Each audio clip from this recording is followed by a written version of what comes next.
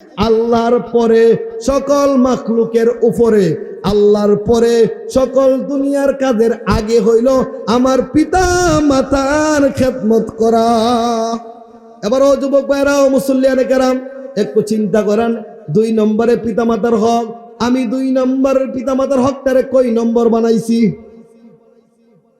আমি তো সবার পিছনে ফেলে দিছি। এই জন্য 1 নম্বর আমি আল্লাহর ইবাদত করবা, 2 নম্বর কাজ হলো পিতামাতার খেদমত করবা, 3য় পর্যায়ে দুনিয়ার সকল কাজকর্ম করবা। এখন কথা হইল হুজুর, 1 নম্বর কাজ যদি আল্লাহর ইবাদত হয়, 2 নম্বর যদি পিতামাতার কাজ হয়, পিতামাতার খেদমত হয়, তাহলে বাকি কাজ কেমনে করব? এবার যদি আমি পিতামাতার খেদমতের জন্য রয়ে যাই, ব্যবসা বাণিজ্য না করি, চাকরি না করি, দোকানপাটে না বসি, খেত কামার না করি, তাইলে চলবে কেমনে? এই জন্যই তুমি যেই টাইমে দোকানপাট চালাইবা, যেই সময় ব্যবসা বাণিজ্য করবা, যেই সময় তুমি হাল চাষ করবা, এই সময়টুকু তোমার আব্বা আম্মার খেদমতের জন্য তোমার কাজ হলো ঘরে একটা বিবি নিয়ে আসা। ঘরে একটা কিনে আসা, বিবি নিয়ে আসা। এবার ঘরে বিবি নিয়ে আসছো, যদিও বিবির খেদমত, স্বামীর খেদমত করা বিবির উপর ফরজ, স্বামীর খেদমত করা বিবির উপর, আর বাপ মার খেদমত করা, শ্বশুর শাশুড়ির খেদমত করা বিবির উপর ফরজ না। ফরজ কার উপর? সন্তানের উপর। ফেস লাগাইবেন না, সন্তানের উপর ফরজ। এবার আপনি বিবির আইনা বলতেইব, বিবি গো, পিতা মাতার খেদমত করা এটা আল্লাহর খেদমত, আল্লাহর হকের পরে পিতা মাতার হক। দুনিয়ার সকল কাজ পরে, আগে আল্লাহর হুকুম, আল্লাহর ইবাদত, 2 নম্বরে পিতা মাতার খেদমত, এরপরে আমার ব্যবসা, এরপরে আমার চাকরি। অতএব ও বউ, ও বিবি রে, আমার আব্বা আম্মার খেদমত করা তোমার উপর ফরজ না, আমি সন্তানের উপর ফরজ। কিন্তু এখন যদি আমি আব্বা আম্মার খেদমতে বসে যাই, আমার দোকানপাট কে চালাইবে? ব্যবসা বাণিজ্য কে চালাইবে? আমি যদি দোকানপাট না করি, ব্যবসা বাণিজ্য না করি, তাইলে ও বিবি, তোমার প্রয়োজন আমি কেমনে পূরণ করব? বাপ মার প্রয়োজন কেমনে পূরণ করব? তোমার সন্তানের প্রয়োজন আমি কেমনে পূরণ করব? এই জন্য আমার তো কাজ করতে হবে। বিবিরে, যেই সময়টুকু আমি থাকবো না, এই সময়টুকু আমার খেদমতের দায়িত্বটা তোমারে দিলাম, তুমি পালন করবা। এবার বিবি যদি ভালো মানুষের বাচ্চা হ, ইমানদার হ, আল্লাহ ওয়ালি হ, সেও চিন্তা করবে কথা তো ঠিক, তার আব্বা আমার খেদমত করা আমার স্বামীর উপর ফরজ, আমার উপর ফরজ না। কিন্তু আমার স্বামী যদি মার খেদমতে লেগে যায়, বাবার খেদমতে লেগে যায়, সংসার কেমনে চলবে? এই জন্য আমার স্বামী যতক্ষণ আমার বাপ মার কাছে, শ্বশুর শাশুড়ির কাছে না থাকবে, ততক্ষণ পর্যন্ত স্বামীর খেদমতের জিম্মাদারিটা আমি নিয়ে নিলাম। সুবহানাল্লাহ। এখন কথা হইলো, আমরা তো অনেক ওয়াজ শুনি, কুরআন হাদিস থেকে অনেক আলোচনা শুনি, আমাদের ফায়দা কেন হই না? শুনি ঠিক আছে, আমলের নিয়তে শুনি না, এই জন্য আমাদের ফায়দা হই না। এই জন্য আসাহুল কুতুব বাদা কিতাবিল্লাহি as-সহিহুল বুখারী, কুরআনের পরে যেই হাদিসের কিতাবের মর্যাদা, তন্মধ্যে সবচেয়ে মর্যাদাওয়ালা কিতাব হলো সহিহ বুখারী। সুবহানাল্লাহ। কুরআনের পরে যার মাকাম, যার মর্যাদা, এই সহিহ বুখারী যিনি লেখছে ইমাম বুখারী রহমতুল্লাহ আলাইহি, উনি উনার কিতাব শুরু করেছেন কিতাবুল বাদুল ওহী, এরপরে কিতাবুল ঈমান, এরপরে কিতাবুল সালাত, এইভাবে পর্যায়ক্রমে তিনি শুরু করেছেন। কিন্তু তিনি কিতাবুল ঈমানের আগে কিতাবুল ওহী, কিতাবুল ওহীর আগে কিতাবুল নিয়াত, নিয়ত সম্পর্কে একটা হাদিস আনছেন। ইন্নামাল আমালু বিন্নিয়াত, এই হাদিসটা এনে তিনি বুঝাইতে চাইছেন, ও মুহাম্মদ সাল্লাল্লাহু আলাইহি সাল্লামের উম্মত, তোমরা যারা বুখারী পড়বা, যারা বুখারী পড়াইবে, পড়নেওয়ালা পড়ানেওয়ালা উভয়ের নিয়তটা কি হবে? এই জন্য নিয়তকে যেন পরিশুদ্ধি করে, এই জন্য নিয়তের হাদিস আনলেন। যদি নিয়ত ইখলাস, আল্লাহরে পাওয়ার জন্য নিয়ত হয়, তাইলে বুখারী ফরিয়া বুখারী ফরাইয়া উভয়ের ফায়দা হবে, উভয়ের মুক্তির ব্যবস্থা হবে। আর যদি নিয়ত না ঠিক থাকে, বুখারী ফুরিয়া আর বুখারী ফরাইয়া কোনো লাভ হবে না। এই জন্য নিয়ত সংশোধন করার জন্য হাদিসটা আগে আনছেন, গুরুত্বটা বোঝানোর জন্য। এই জন্য যখনই আমরা দিনে আলোচনা শুনবো, হেদায়েতের নিয়তে শুনবো, আমলের নিয়তে শুনবো।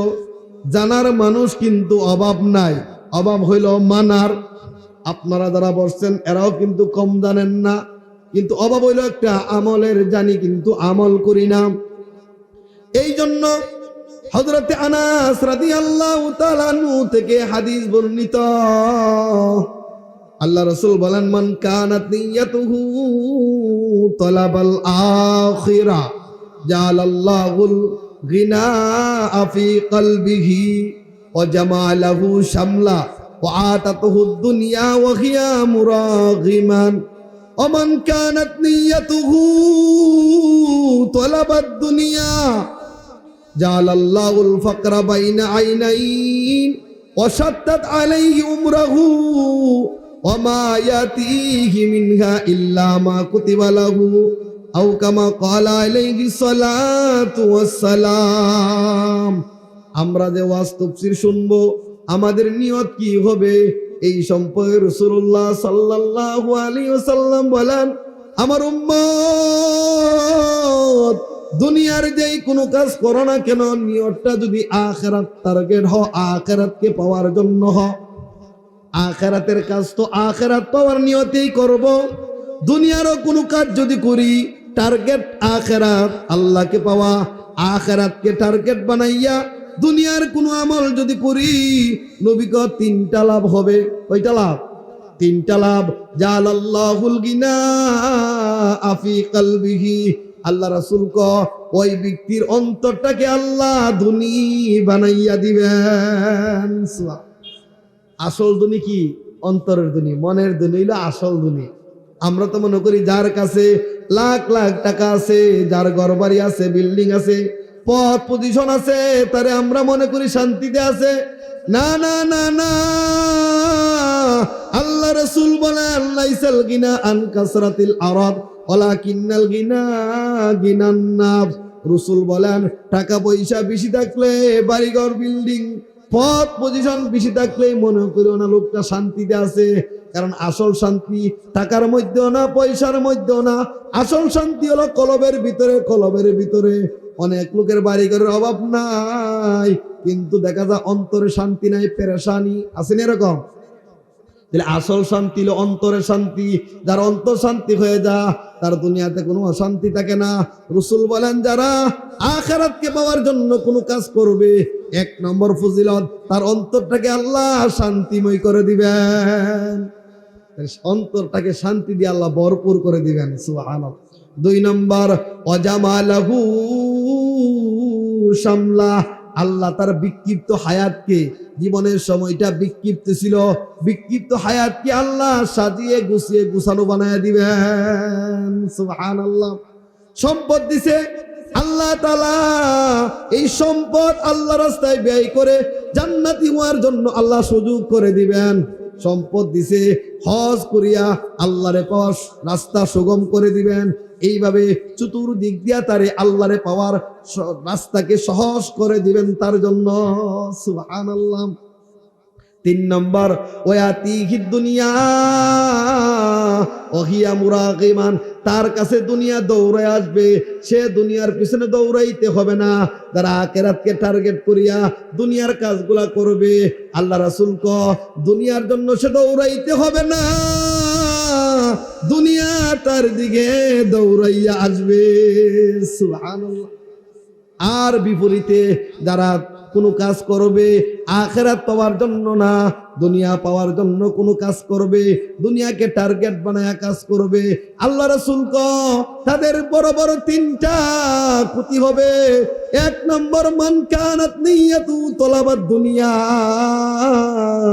জাআলাল্লাহুল ফাকরা বাইনা আইনাইন।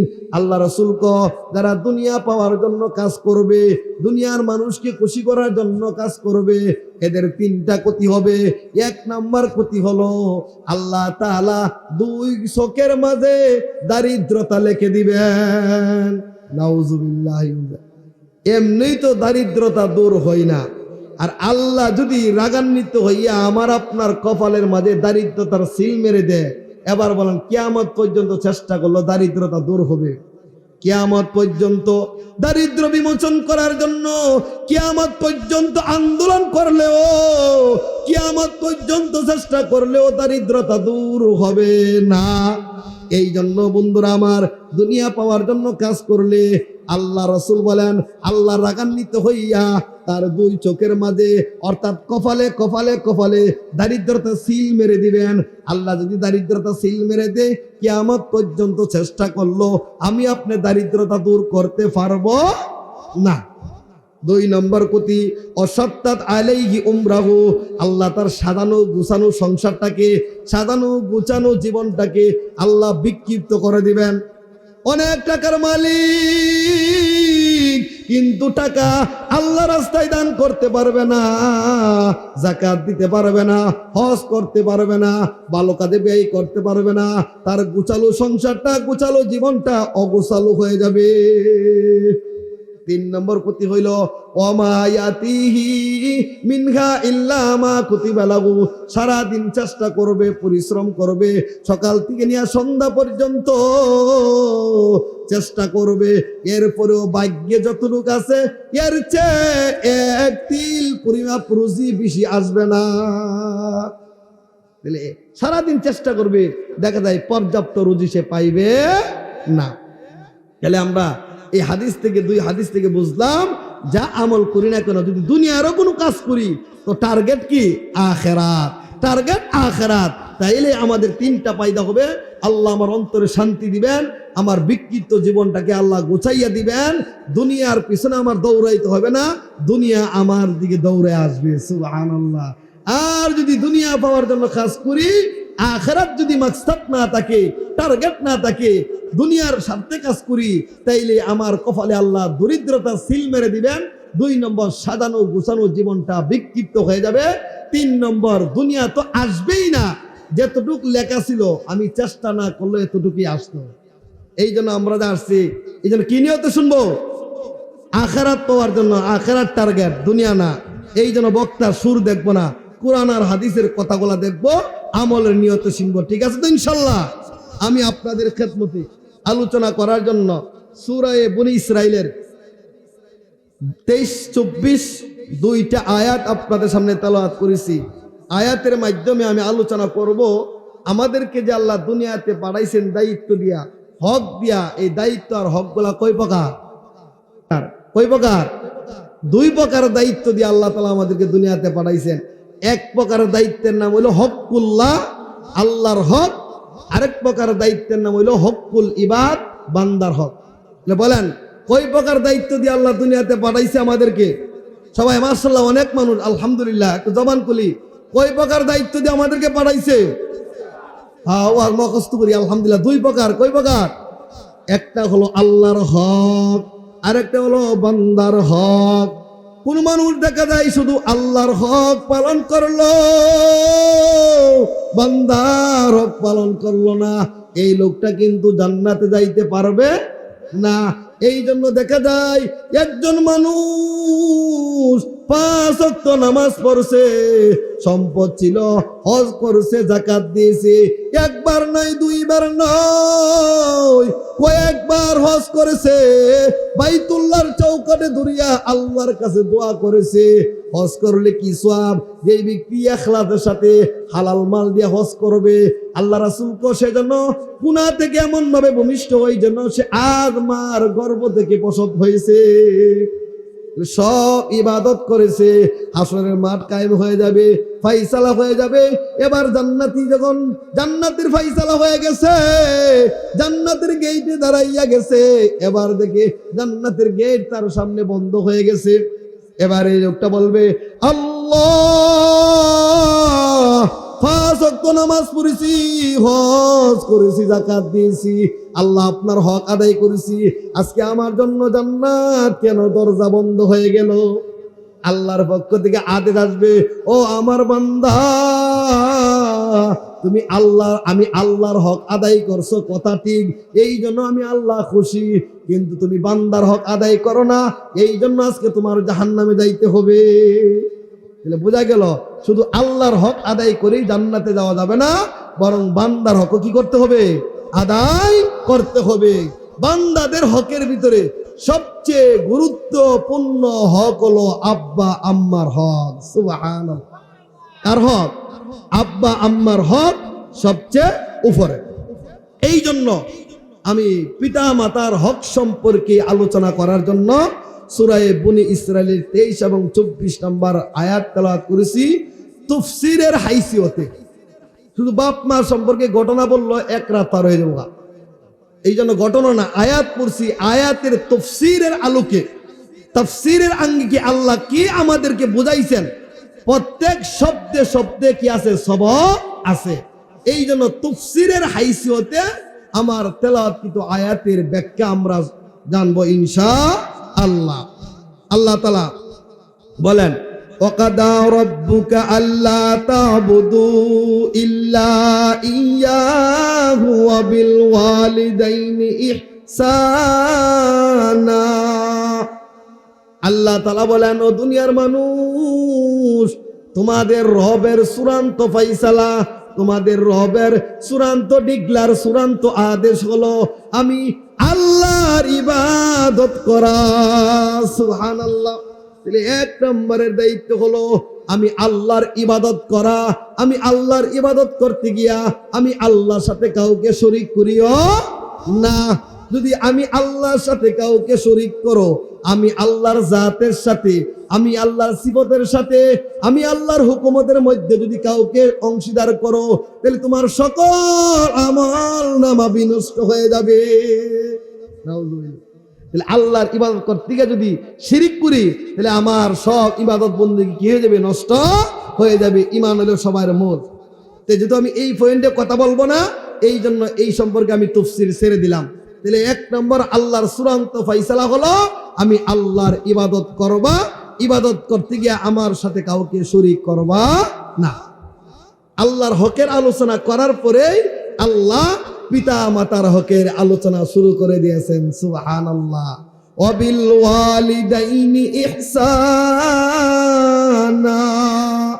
আল্লাহ বলেন, ও দুনিয়ার মানুষ, আমি আল্লাহর চূড়ান্ত ফায়সালা 1 নম্বরে আমি আল্লাহর ইবাদত করবা। আমি আল্লাহর ইবাদত করতে গিয়া কাউকে অংশীদার করবা না, এটা আমি আল্লাহর চূড়ান্ত 1 নম্বরের ফায়সালা। 2 নম্বর চূড়ান্ত ফায়সালা হলো তোমরা পিতা মাতার সাথে সদ্ব্যবহার করবা। তাইলে আমরা পাইলাম আমার 1 নম্বরের কাজ হলো আল্লাহর গোলামি করা, আল্লাহর ইবাদত করা। 2 নম্বরের কাজ পাইলাম পিতা মাতার খেদমত করা। এই জন্য ও বন্ধু, তোমার দোকানপাট চালাও, এটাও তোমার কাজ। তোমার ব্যবসা আছে, ব্যবসা পরিচালনা করা তোমার কাজ। তুমি কৃষক, কৃষিকাজ করা তোমার কাজ। তুমি শ্রমিক, শ্রমের কাজ করা তোমার কাজ। অর্থাৎ আমরা দুনিয়াতে যে সেক্টরে কাজ করি, এটাও আমার কাজ। কিন্তু বন্ধু, তুমি জানো তোমার কাজগুলার স্তর কি? 1 নম্বর হলো আল্লাহর ইবাদত করা, 2 নম্বরের স্তর হলো পিতামাতার খেদমত করা, 3 নম্বরের কাজ হলো দুনিয়ার অন্য কাজ করা। তাহলে পিতামাতার খেদমত করা কয় নম্বর? 2 নম্বর। আল্লাহর পরে সকল মাখলুকের উপরে, আল্লাহর পরে সকল দুনিয়ার কাজের আগে হইল আমার পিতা মাতার খেদমত করা। এবার ও যুবক ভাইরা, ও মুসল্লিয়ানে কেরাম, একটু চিন্তা করেন, 2 নম্বরে পিতামাতার হক। আমি 2 নম্বরের পিতামাতার হকটারে কই নম্বর বানাইছি? আমি তো সবার পিছনে ফেলে দিছি। এই জন্য 1 নম্বর আমি আল্লাহর ইবাদত করবা, 2 নম্বর কাজ হলো পিতামাতার খেদমত করবা, 3য় পর্যায়ে দুনিয়ার সকল কাজকর্ম করবা। এখন কথা হইলো, হুজুর 1 নম্বর কাজ যদি আল্লাহর ইবাদত হয়, দুই নম্বর যদি পিতামাতার কাজ হ, পিতামাতার খেদমত হ, তাহলে বাকি কাজ কেমনে করব?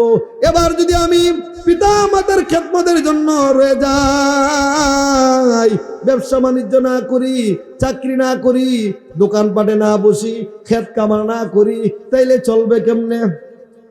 এই জন্যই তুমি যেই টাইমে দোকানপাট চালাইবা, যেই সময় ব্যবসা বাণিজ্য করবা, যেই সময় তুমি হাল চাষ করবা, এই সময়টুকু তোমার আব্বা আম্মার খেদমতের জন্য তোমার কাজ হলো ঘরে একটা বিবি নিয়ে আসা। ঘরে একটা কিনে আসা, বিবি নিয়ে আসা। এবার ঘরে বিবি নিয়ে আসছো, যদিও বিবির খেদমত, স্বামীর খেদমত করা বিবির উপর ফরজ। স্বামীর খেদমত করা বিবির উপর, আর বাপ মার খেদমত করা, শ্বশুর শাশুড়ির খেদমত করা বিবির উপর ফরজ না। ফরজ কার উপর? সন্তানের উপর। ফেস লাগাইবেন না, সন্তানের উপর ফরজ। এবার আপনি বিবির আইনা বলতেইব, বিবি গো, পিতা মাতার খেদমত করা এটা আল্লাহর খেদমত, আল্লাহর হকের পরেই পিতা মাতার হক। দুনিয়ার সকল কাজ পরে, আগে আল্লাহর হুকুম, আল্লাহর ইবাদত, দুই নম্বরে পিতা মাতার খেদমত, এরপরে আমার ব্যবসা, এরপরে আমার চাকরি। অতএব ও বউ, ও বিবি রে, আমার আব্বা আম্মার খেদমত করা তোমার উপর ফরজ না, আমি সন্তানের উপর ফরজ। কিন্তু এখন যদি আমি আব্বা আম্মার খেদমতে বসে যাই, আমার দোকানপাট কে চালাইবে? ব্যবসা বাণিজ্য কে চালাইবে? আমি যদি দোকানপাট না করি, ব্যবসা বাণিজ্য না করি, তাইলে ও বিবি, তোমার প্রয়োজন আমি কেমনে পূরণ করব? বাপ মার প্রয়োজন কেমনে পূরণ করব? তোমার সন্তানের প্রয়োজন আমি কেমনে পূরণ করব? এই জন্য আমার তো কাজ করতে হবে। বিবিরে, যেই সময়টুকু আমি থাকবো না, এই সময়টুকু আমার খেদমতের দায়িত্বটা তোমারে দিলাম, তুমি পালন করবা। এবার বিবি যদি ভালো মানুষের বাচ্চা হ, ইমানদার হ, আল্লাহ ওয়ালি হ, সেও চিন্তা করবে কথা তো ঠিক, তার আব্বা আমার খেদমত করা আমার স্বামীর উপর ফরজ, আমার উপর ফরজ না। কিন্তু আমার স্বামী যদি মার খেদমতে লেগে যায়, বাবার খেদমতে লেগে যায়, সংসার কেমনে চলবে? এই জন্য আমার স্বামী যতক্ষণ আমার বাপ মার কাছে, শ্বশুর শাশুড়ির কাছে না থাকবে, ততক্ষণ পর্যন্ত স্বামীর খেদমতের জিম্মাদারিটা আমি নিয়ে নিলাম। সুবহানাল্লাহ। কারণ স্বামীর মন সন্তুষ্ট করা স্ত্রীর উপর ফরজ, স্বামীর খেদমত করা স্ত্রীর উপর ফরজ। আর স্বামীর খেদমত করা ফরজ, স্বামীর খেদমত কম করে যদি স্বামীর আব্বা আম্মার খেদমত করে, তাহলে অবশ্যই স্বামী ওই বিবির উপর সন্তুষ্ট হয়ে যাবে। কথা ঠিক কিনা? তাহলে এই জন্য আপনি আপনার স্ত্রীর বুঝাইয়া বলেন, যতটুক সময় আমি থাকবো না, এতটুক সময় আমার পক্ষ থেকে তুমি জিম্মাদারিটা পালন করবা। এরপর যদি বিবি রাজি না হয়, তাইলে তোমার দায়িত্ব যেহেতু, এই জন্য আল্লাহর ইবাদতের পরে বাপ মার খেদমত করবা। দুনিয়ার ব্যবসা বাণিজ্য বন্ধ করে হলো বাপ মার খেদমত করতে হবে। যদি বাপ মার খেদমত করতে গিয়া ব্যবসা বাণিজ্য বন্ধ হয়ে যা, তাইলেই তোমার তৃতীয় আরেকজন লোক রেখে হলো তোমার বাপ মার খেদমতের ব্যবস্থা করতে হবে। কারণ এটা তোমার 2 নম্বর কাজ। দুনিয়ার বাকি সব কাজ হলো পরে। দিলে বাপ মার খেদমতের কতটুকু গুরুত্ব! আল্লাহু আকবার। আয়াতের প্রথম অংশে আমরা বুঝলাম আল্লাহর ইবাদতের পরে দুনিয়ার সকল কাজের আগে পিতা মাতার খেদমত। কথা ঠিক কিনা? আল্লাহ। এবার বুঝলাম হুজুর যে সমকম সংক্ষিপ্ত আকারে তাফসীর করব। এবার বুঝলাম হুজুর পিতা মাতার খেদমতের গুরুত্ব অনেক। কারণ পিতা মাতা, রাসূল বলেন, হুমা জান্নাতুকা হুমা নারুকা, পিতা মাতাই তোমার জান্নাত, পিতা মাতাই তোমার জাহান না। পিতা মাতারে খুশি করতে পারলে জান্নাত, পিতা মাতা নারাজ তো তোমার জাহান্নাম। এই জন্য পিতা মাতার খেদমতের গুরুত্ব বুঝলাম হুজুর। পিতা মাতার লগে সৎ ব্যবহার করতে হবে, ভালো ব্যবহার করতে হবে। আল্লাহর পরে সকল মানুষের উপরে পিতা মাতার হক, এটা বুঝলাম। আর পিতা মাতার সাথে সৎ ব্যবহার করবো কেমনে? আল্লাহু আকবার। সৎ ব্যবহার হয় 2 জিনিস দিয়া, একটা হইলো কথা আর একটা হইলো কাজ। তাহলে পিতা মাতার সাথে সৎ ব্যবহার কই জিনিস দিয়া হয়? 2 জিনিস, কথা কাজ। কথা কাজ।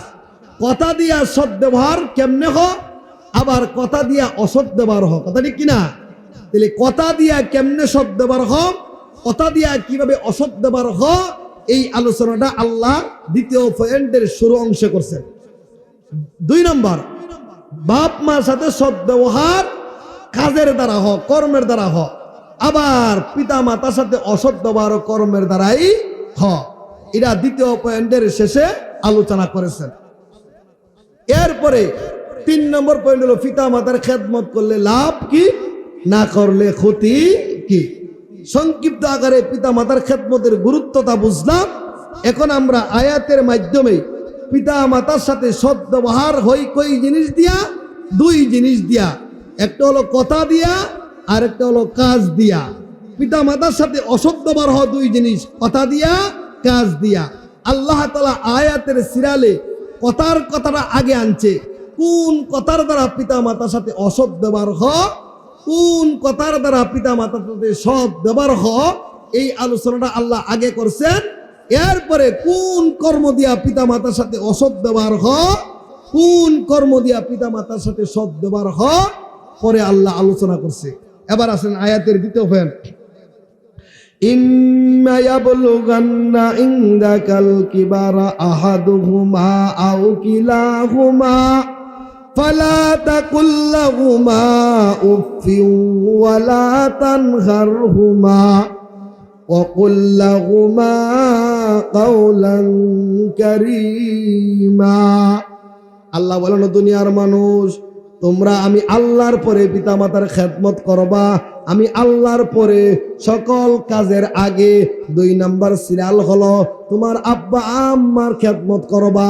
আব্বা আম্মার সাথে সদ্ব্যবহার করবা। আব্বা আম্মার সাথে কেমনে সদ্ব্যবহার করবা?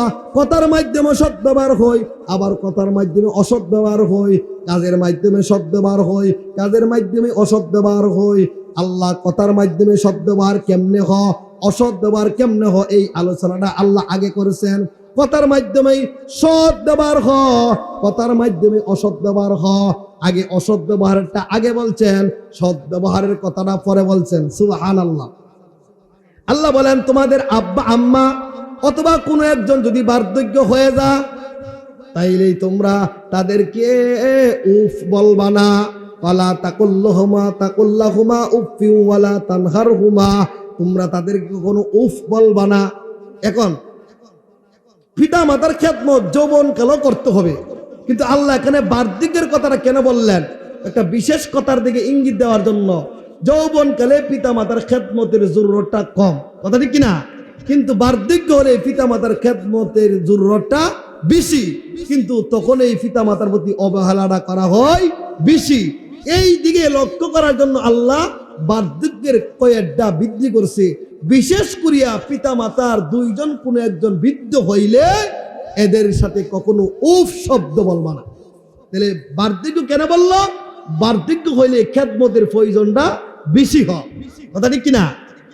যৌবক থাকলে খেদমতের প্রয়োজনটা এত বেশি হয় না, কিন্তু সমস্যা হইছে বার্ধক্য হইলে খেদমতের প্রয়োজন বেশি, কিন্তু এই সময় অবহেলাটা হয় বেশি। আর বার্ধক্য অবস্থায় পিতা মাতার খেদমত করাটাও কঠিন, কারণ এদের মেজাজ হয়ে যা কিটকিটে। 2 নম্বর, বার্ধক্য হইলে এদের মন সন্তুষ্ট করা অল্পতে মন বাড়ানো জানা। 3 নম্বর, বার্ধক্য হয়ে গেলে এরা অল্পতেই কষ্ট পা বেশি, কথা ঠিক কিনা? এই 3 কারণে বার্ধক্য অবস্থায় যেহেতু পিতা মাতার খেদমত করাটা কঠিন, এই জন্য আল্লাহ বিশেষ করে বার্ধক্যের কয়েকটা লাগাইছেন। যদি 2 জনের কোনো একজন অথবা 2 জন তুমি পাও বার্ধক্য অবস্থায়, তাহলে এদের সাথে কথার মাধ্যমে সদ্ব্যবহার করবা, এদেরকে কখনো উফ বলবা না। উফ বলতে কি 2 ব্যাখ্যা।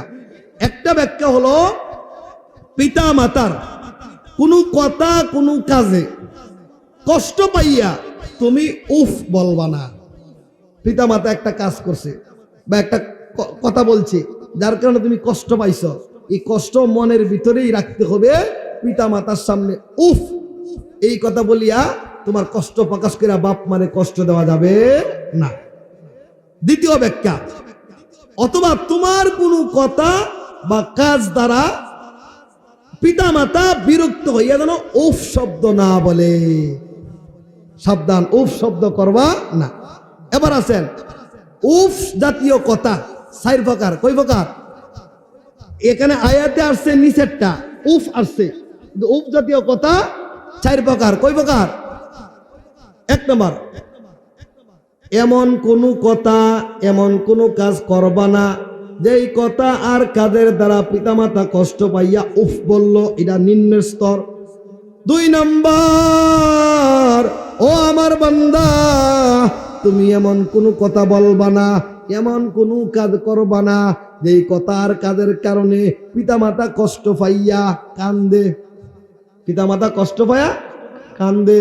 3 নম্বর, তুমি এমন কোনো কথা বলবা না, এমন কোনো কাজ করবা না যেই কথা শুনিয়া আর যেই কাজ দেখিয়া তোমার আব্বা আম্মা কষ্ট পাইয়া এবার শুধু কান্দে না, এবার 3য় পর্যায়ে পুরুষকে ডাক দিয়া, প্রতিবেশীর ডাক দিয়া সে শোনা, বাইরে ভাই, আমার সন্তান আজকে এমন একটা কথা বলেছে, এমন একটা আচার করেছে, এমন একটা ব্যবহার দেখাইছে, আমার কলজাটা ফাইটা গেছে। 3 নম্বর। 4 নম্বর, এমন কোনো কথা, এমন কোনো কাজ করবানের সন্তান যেই কথার কারণে কষ্ট পাইয়া, যেই কাজের কারণে কষ্ট পাইয়া পিতামাতা এবার শুধু কান্দেই না, প্রতিবেশীর কাছে বলেই না, 4 নম্বর নিজের ধিক্কার দেয়, আল্লাহ এই সন্তানটা কেন আমার ঘরে দিলা, রে যদি এই সন্তানটা না হইতো আমার কথা ভালো হইতো, এইভাবে নিজের ধিক্কার দেয়। এই 4টা কথাই উফের ভিতরে আছে। এখন বলেন, উফ জাতীয় কথা নিষেধটাই যদি আল্লাহ হারাম করে দেয়, তাহলে উপরের 3টা কি আরো আগেই হারাম। কথা ঠিক কিনা, বুঝতেছেন কিনা? উফ বলা এটা তো সাধারণ, তাহলে আল্লাহ আয়াতে নিষেধ করছে এমন কোনো কথা আর কাজ করবা না যাতে বাপ মা বিরক্ত হইয়া উফ বলে। উফই যদি নিষেধ হয়, তাহলে এমন কথা কাজ বললা যার দ্বারা পিতা মাতা কানলো, এমন কোন কথা কাজ করলা যার দ্বারা পিতা মাতা কানলো না, আরেকজনকে বলল, এমন কোন কথা আর কাজ করলা যার কারণে পিতা মাতা কষ্ট পাইয়া কি করলো, নিজেরে ধিক্কার দিল। বোঝা গেল এগুলো আগেই হারাম। এগুলা কি? তাহলে এই উফ জাতীয় 4টা কষ্টকে হারাম করার জন্য আল্লাহ আয়াতের প্রথম ভাগে এই কথা বলছেন, ফালা তাকুল্লাহুমা উফিন ওয়ালা তানহারহুমা ওয়ালা তানহারহুমা ওয়া কুল্লাহুমা কাওলান কারীমা। ও দুনিয়ার মানুষ, আমি আল্লাহ তাআলা আমার ইবাদতের পরে 2 নম্বরের দায়িত্ব হলো তোমার পিতামাতার খেদমত করবা, তোমার পিতামাতার সাথে সদ্ব্যবহার করবা। আমি আল্লাহর ইবাদত 1 নম্বর, পিতামাতার খেদমত, পিতামাতার লগে সদ্ব্যবহার 2 নম্বর, বাকি দুনিয়ার সকল দায়িত্ব 3 নম্বরের সিরিয়াল। অতএব পিতামাতার সাথে সদ্ব্যবহার কেমনে করবা? পিতামাতার সাথে সদ্ব্যবহার কথার মাধ্যমে হ, কাজের মাধ্যমে হ।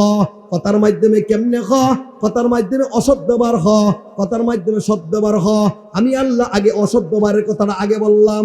ও সন্তান, তুমি এমন কোনো কথা বলবা না, এমন কোনো কাজ করবা না যেই কথা আর কাজের কারণে পিতামাতা কষ্ট পাইয়া উফ বলল। ও সন্তান, এমন কোনো কথা বলবা না, এমন কোনো কাজ করবা না যেই কথা আর কাজের মাধ্যমে পিতামাতা কষ্ট পাইয়া চোখ দিয়া পানি ফালাইলো, খন্দন করলো। ও সন্তান, এমন কোনো তুমি কথা বলবা না, কাজ বলবার কাজ করবা না যেই কথা আর কাজের কারণে পিতামাতা কষ্ট পাইয়া এবার শুধু কান্দই না, এবার বরং আরেকজন প্রতিবেশীকে ডাইকা ডাইকা বলল, ও ভাই, আমার সন্তানটা আজকে এমন একটা কথা বলেছে, এমন একটা কাজ করেছে, আমার কলিজাটা ফাইটা গেছে। ও সন্তান, এমন কোনো কথা বলবা না, এমন কোনো কাজ করবা না যেই কথার কারণে আর কাজের কারণে পিতামাতা কষ্ট পাইয়া নিজের ধিক্কার দেই। এই সব প্রকার হইল উফের ভিতরে। অতএব আমি আল্লাহ ফালা তাকুল্লাহুমা উফিউ, এই কথার মাধ্যমে আমি আল্লাহ উফ জাতীয় 4 প্রকার ব্যবহারকে, কথাকে আমি হারাম করে দিলাম। সুবহানাল্লাহ। তাইলে কথার মাধ্যমে অসৎ ব্যবহার কেমনে হ? 4 ধরনের কথার মাধ্যমে অসৎ ব্যবহার হ। 1 নম্বর কথা, যেই কথার কাজের কারণে পিতামাতা বিরক্ত হইয়া উফ বলে, যেই কথার কাজের মাধ্যমে পিতামাতা কষ্ট পাইয়া কান্দে, যেই কথার কাজের মাধ্যমে পিতামাতা কষ্ট পাইয়া আরেকজনকে বলে, যেই কথার কাজের মাধ্যমে পিতামাতা কষ্ট পাইয়া নিজের ধিক্কার দেই। এই 4 জাতীয় কথাকে আমি আল্লাহ উফ শব্দের মাধ্যমে হারাম করে দিলাম। সুবহানাল্লাহ। এরপর আল্লাহ কয়, ফালা তানহারহুমা, পিতামাতারে দমক দিবা না। এই কথাটা আগের ভিতরে আছে। এরপর আল্লাহ আলাদা কেন করলো? এই জন্য করলো, সন্তান যখন কোনো কাজ করতে গিয়া আব্বার একটু দমক দে, বাবা এটা মনে কষ্ট না, কিন্তু এরপরও আল্লাহ এই ধমক দিলে যদিও বাবা মা কষ্ট পাই না, এরপরও আমি আল্লাহ তোমারে হারাম করে দিলাম, পিতা মাতারে ধমক দেওয়া যাবে না। এই সাইড আরে এক ফাঁস, এই ফাঁস ফকার কথাকে আল্লাহ উফ শব্দের মাধ্যমে আল্লাহ হারাম করে দিছেন। এবার বলেন, যদি এই তাফসীর অনুযায়ী সন্তান চলে, তাহলে এমন কোন কথার মাধ্যমে পিতা মাতা কষ্ট পাইবে? কোশ্চিন কালেও কষ্ট পাবে না। এবার আসেন, কথার মাধ্যমে অসদ্যবার, কথার মাধ্যমে সদ্যবার কেমনে হয়?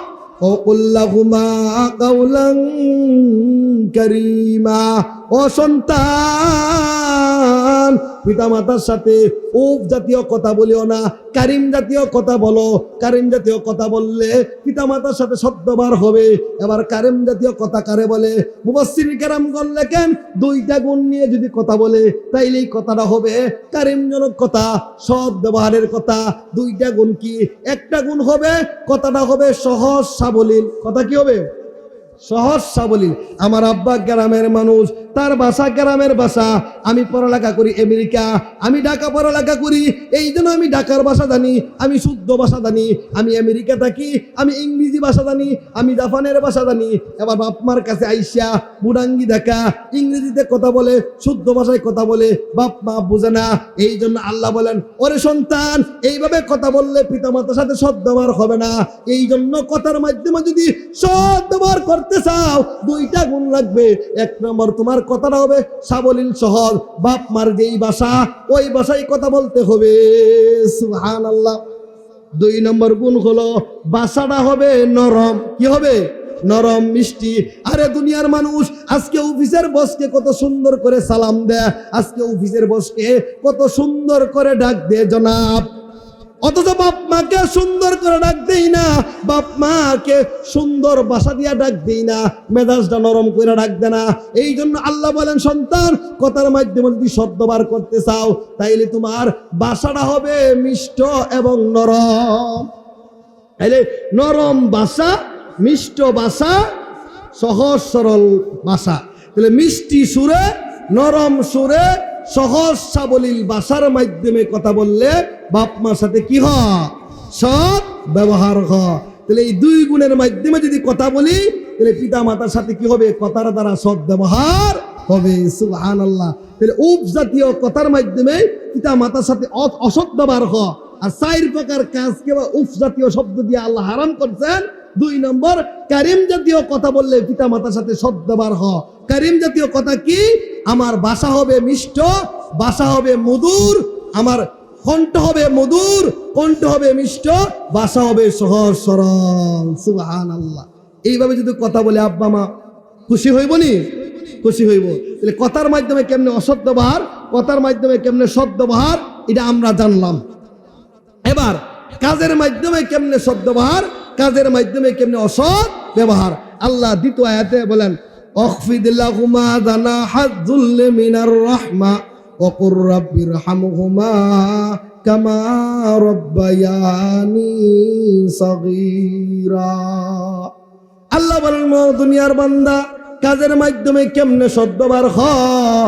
কাজের মাধ্যমে সদ্ব্যবহার হবে তুমি তোমার সমস্ত শক্তিরে কর্ম করিয়া তোমার বিনয়ের ডানাটা বাপমার সামনে বিছাইয়া দাও। অর্থাৎ তোমার কোনো শক্তি না, মরা মানুষ যেরকম লড়ছড়ে না, তোমার এরকম সমস্ত শক্তিরে তুমি হইতে পারো বড় এমপি, মন্ত্রী, ব্যারিস্টার, সরকারি চাকরিজীবী, কিন্তু তুমি শিক্ষিত, বাপ মা শিক্ষিত না। এই জন্য তোমার সমস্ত পদ, পজিশন, শক্তি এগুলারে কর্ম করিয়া নিস্তেজ হইয়া বিনয়ের সাথে বাপ মার সামনে অবনত হইয়া যাও। সুবহানাল্লাহ।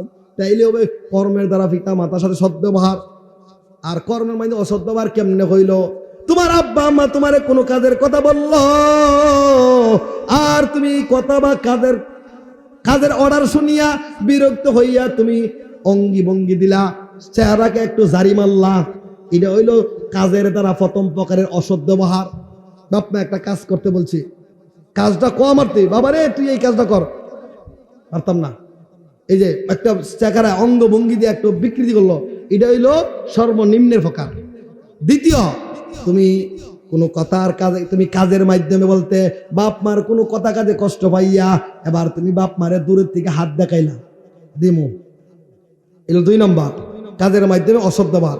3 নম্বর, তুমি পিতা মাতার কোনো কথার কাজের কারণে কষ্ট পাইয়া পিতা মাতারে দৌড়ানি দিলা, এই 3 নম্বর কাজের মাধ্যমে অসত্যবাদ। 4 নম্বর, এমনও আল্লাহর বান্দা আছে যে পিতা মাতার কি দৌড়ায় না, শুধু মারেও। আসেনি এমন কুলাঙ্গা সন্তান পিতা মাতার গায়ে হাত তুলে, এগুলো 4 নম্বর প্রকার। এবার আল্লাহ আয়াতে কি বলছে? সর্বনিম্ন তুমি এঙ্গি বিঙ্গি দিও বাপ মারে, তুমি কাজের মাধ্যমে বাপ মার সাথে অসৎ ব্যবহার করতে পারবো না।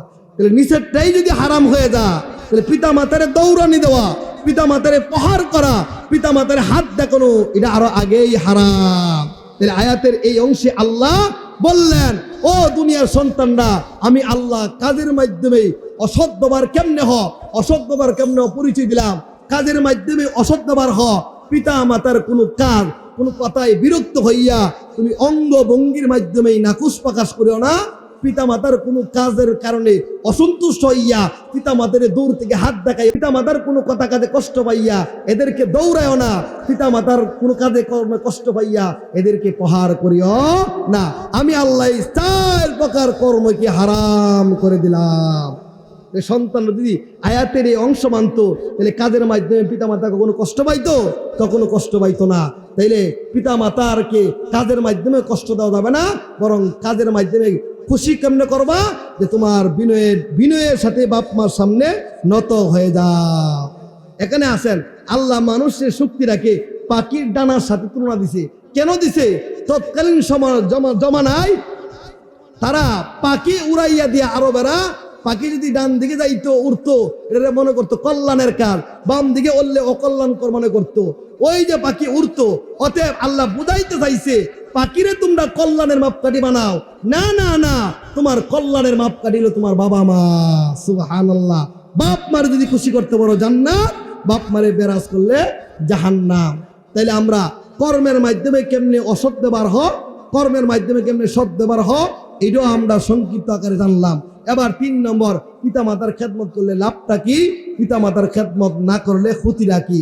পিতা মাতার খেদমত করলে লাভ হলো, রাসূল বলেন, রিদার রাব্বি ফি রিদাল ওয়ালিদি ওয়া সাকাতুর রাব্বি ফি সাকাতিল ওয়ালিদি। 1 নম্বর নবীজি বলেন, ও আমার উম্মত, পিতা মাতার খেদমত করলে 1 নম্বর লাভ হলো পিতা মাতার সন্তুষ্টি, আল্লাহর সন্তুষ্টি। পিতা মাতার অসন্তুষ্টি, আল্লাহর অসন্তুষ্টি। অতএব পিতা মাতার দ্বারা খেদমত করে সন্তুষ্টি অর্জন করবে, এরা আল্লাহর সন্তুষ্টি অর্জন করে জান্নাতে চলে যাবে। 1 নম্বর হাদিস। 2 নম্বর আল্লাহ রাসূল আল ওয়ালিদানে হুমা জান্নাতুকা হুমা নারুকা। পিতা মাতা তোমার জান্নাতের চাবি, পিতা মাতার তোমার জাহান্নামের চাবি। যদি পিতা মাতার সাথে সৎ ব্যবহার করো তোমার জন্য জান্নাত, আর পিতা মাতার সাথে অসৎ ব্যবহার করলে তোমার জন্য জাহান্নাম। 3 নম্বর হাদিস, আল্লাহ রাসূল বাররু আবাআকুম, ও সন্তানেরা তোমরা তোমার আব্বা আম্মার সাথে ভালো ব্যবহার করো, তাইলেই কি হবে, তাবরুকুম আবনাউকুম, তাইলে তোমাদের সাথে তোমাদের সন্তানেরা ভালো ব্যবহার করবে। তাইলে 3 নম্বর রাসূল কি বুঝাইতে চাইছেন? তুমি যদি তোমার আব্বা আম্মার সাথে ভালো ব্যবহার করো, তাহলে তোমার সন্তানেরাও তোমার সাথে ভালো ব্যবহার করবে। তুমি যদি তোমার আব্বা আম্মার সাথে ভালো ব্যবহার না করো, তোমার সন্তানেরাও তোমার সাথে ভালো ব্যবহার করবে না। তাহলে বাপ মার সাথে ভালো ব্যবহার করলে আমার সন্তানেরাও আমার সাথে ভালো ব্যবহার করবে। এরকম রাসূল সাল্লাল্লাহু আলাইহি সাল্লাম একাধিক হাদিস বর্ণনা করছে, সব বলা যাবে না। এবার শুধু 2টা ঘটনা বলবো। বাপ মার খেদমত করলে জান্নাত, বাপ মার খেদমত না করলে জাহান্নাম। বাপ মার খেদমত করিয়া একজন তাবী যে নবীরে দেখে নাই, নাম হলো ওয়াইস কুরনি, শুনছেন না? হ্যাঁ, ওয়াইস কুরনি। সে সাহাবীও ছিল না, অথচ নবীর জমানা পাইছে। নবীর জমানা পাইলো, এবার সে শুনতে পাইলো নবীজি আসছে, কিন্তু মা অসুস্থ। এবার রাসূলের কাছে চিঠি লেগে, ও রাসূল, আপনারে দেখলেই সাহাবী, আপনারা দেখলেই সাহাবীর কি দাম, আল্লাহু আকবার। আমরা জানি ওলিদের মধ্যে শ্রেষ্ঠ হলো আব্দুল কাদের জিলানী, কথা ঠিক কিনা? যারা ফিরালের ফিরক, আপনি দেখলেই সাহাবী হয়ে যাইতো। অত সাহাবীর কি মর্যাদা, হাজার আউলিয়া কেরাম কিন্তু এক পাল্লায় রাখো। একজন সাহাবী যে গুড়া দিয়া তিনি জিহাদ করেছে, গুড়ার পায়ের দুলি করার সমানও হবে না। অথচ ওয়াইস কুরনির নবীরে দেখার সুযোগ ছিল, নবীরে একবার দেখলেই সাহাবী হয়ে যাইতেন। এরপরও তিনি কি করলেন না? মার খেদমতের কারণে নবীজির খেদমতে যাইতে পারে নাই, এই জন্য তিনি কি মর্যাদা হইছে। রাসূল বলেন, উমর তোমার জমানায় ওই অস্কৃণী আসবে, তুমি তার কাছে গিয়ে তোমার জন্য দোয়া চাও। সুবহানাল্লাহ।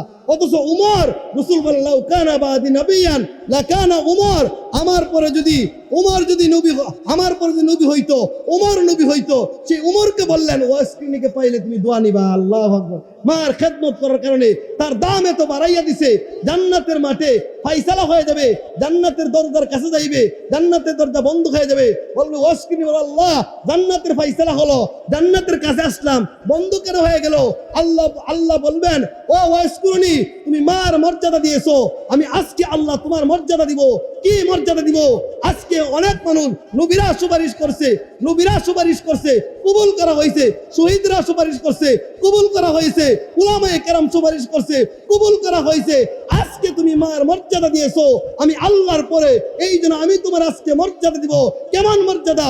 ও ওয়াসকিনী, তুমি হাসরের মাঠের দিকে তাকায় দেখো, তোমার সামনে হাসরের মাঠ ওপেন করে দিলাম, তোমার আঙ্গুলের ইশারা দিয়া যেই দিকে ইশারা করবা, এই দিকে সকল মানুষকে আমি আল্লাহ জান্নাতি বানায়া দিব। সুবহানাল্লাহ। কত পাওয়ার বেড়ে গেছে, অতএব মার খেদমত করিয়া কত পাওয়ার বেড়ে গেছে। আর সাহাবী আলকামা মার সাথে অসৎ ব্যবহার করার কারণে মৃত্যুর সময় ঈমান নসিব হয় না। মা মাফ করে দেওয়ার পরে এরপরে ঈমান নসিব হইছে। তাহলে বোঝা গেল মা বাবার খেদমত করলে জান্নাত, মা বাবার খেদমত না করলেই জাহান্নাম। ওই জন্য ও দুনিয়ার সন্তানরা, বাপ মার খেদমত করো, জান্নাত মিলবে। খেদমত না করলে জান্নাত মিলবে না। এই জন্য আমরা সবাই বাপ মার খেদমত করবো তো ইনশাল্লাহ। হুজুর আইসা বলছে, যা বললাম বলনেওয়ালা শুননেওয়ালা সবাইকে আল্লাহ এর উপর আমল করার তৌফিক দান করুক। আমিন। ওয়া আখিরি দাওয়ানা আলহামদুলিল্লাহি রাব্বিল আলামিন। আসসালামু আলাইকুম ওয়া রাহমাতুল্লাহি ওয়া বারাকাতুহু।